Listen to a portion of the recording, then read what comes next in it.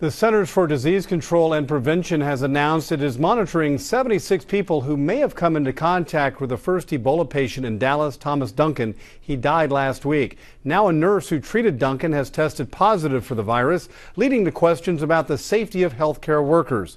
KFDM's Haley Boole reports how health organizations in Beaumont are looking to Dallas hospitals' actions to better their own plans for any potential patients. It's hard to catch, but if you get the Ebola virus, it can be deadly. We have to make sure the plan is concrete. We have to make sure that we get it right 100% of the time. No room for failure, with the case of a Dallas nurse raising new concerns for healthcare workers. And we're training very much everybody. Prompting staff at Baptist Hospital in Beaumont to take a second look at protocols for any potential patients. Lessons learned. Lessons learned. That's what we do in healthcare all the time. It starts at check-in, knowing the patient's travel history, putting a response team in place, isolating the patient in a specific room, having a plan on how to treat the patient, and using someone who isn't treating the patient to observe staff putting on and taking off personal protective equipment. Removing your PPE or personal protective equipment is one of the most high-risk periods during taking care of a patient who's in isolation. If they don't take it off appropriately, they have a better opportunity to contaminate themselves and the environment. That's good. Take a look.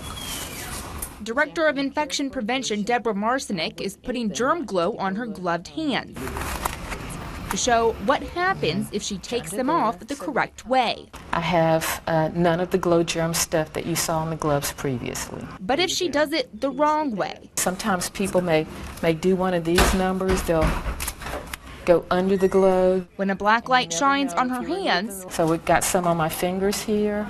It's not hard to spot the germ glow on her skin. If a potential case is identified, workers would then contact the public health department, who would start identifying potential contacts of the patients and use this chart, something used in Dallas, to track that potential contact symptoms for the 21-day period. We're learning all the good things that they have done, for instance, this chart for contact investigation, as well as from their mistakes. Beaumont Public Health Director Sherry Ulmer says they're forming a plan that encompasses different hospitals and health agencies across the region. We're always prepared for the worst possible scenario.